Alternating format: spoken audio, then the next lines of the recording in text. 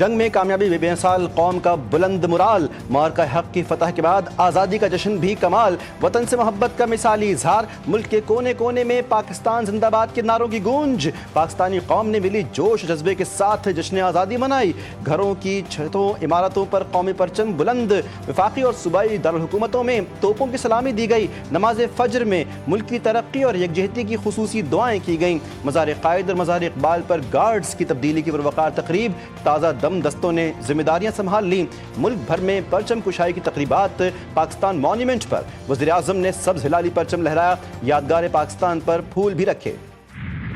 صدر پاکستان کی جانب سے field marshal Syed Asim Munir نشانِ Imtiaz military chief of army staff کو ہلال جرت سے نوازا جاتا ہے۔ سر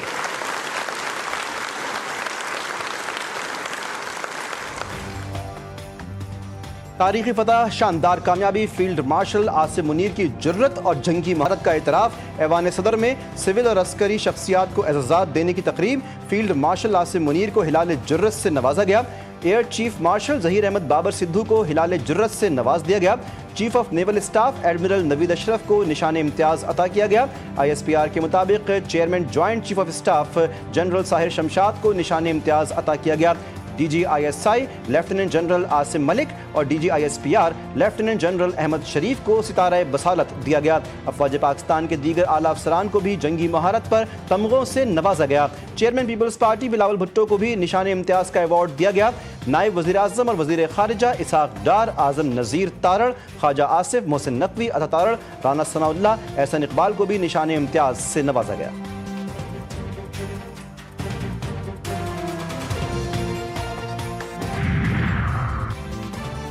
دلیرانہ فضائی مہارت، پیشہ ورانہ صلاحیت، پاک فضائیہ کے نڈر شاہینوں کو قوم کا سلام، برنالہ کے مقام پر دشمن کا integrated air defence command and control system تباہ کیا، ونگ کمانڈر بلال رضا کو ستارہ جرت سے نواز دیا گیا، بھارت کے S-400 فضائی دفاعی نظام کو تباہ کرنے والے پاک فضائیہ کے پائلٹ کی بھی پذیرائی، ایوان صدر میں پاک فضائیہ کے افسر اور ونگ کمانڈر ملک رضوان الحق کو تمغہ بصالت عطا کیا گیا۔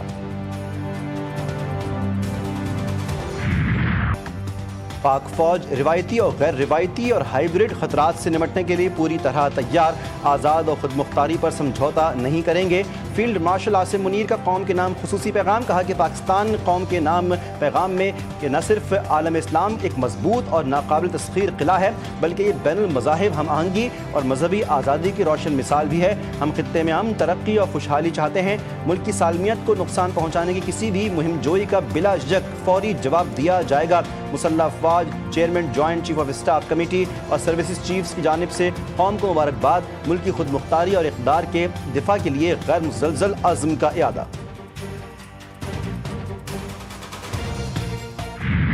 امریکہ اور روس کے صدور کی اہم ملاقات آج ہوگی، یوکرین میں جنگ بندی کے حوالے سے فیصلہ متوقع، ڈونلڈ ٹرمپ نے خبردار کیا کہ پیوٹن جنگ کے خاتمے پر رضامند نہ ہوئے تو انتہائی سخت نتائج بھگتنا پڑیں گے، پیوٹن نے کہا کہ امریکہ یوکرین میں امن کے لیے مخلصانہ کوششیں کر رہا ہے، یوکرین صدر زیلنسکی کی ٹرمپ پیوٹن ملاقات سے قبل برطانوی وزیر اعظم سے ملاقات، سر کیئر سٹارمر نے کہا کہ جنگ بندی کا قابل عمل موقع موجود ہے۔